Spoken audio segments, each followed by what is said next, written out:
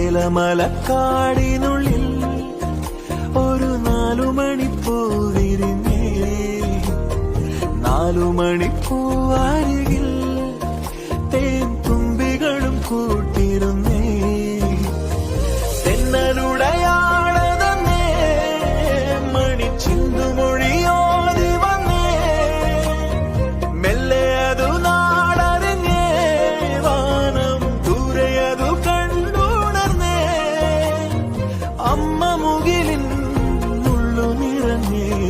മഴയായി പൊഴിഞ്ഞേ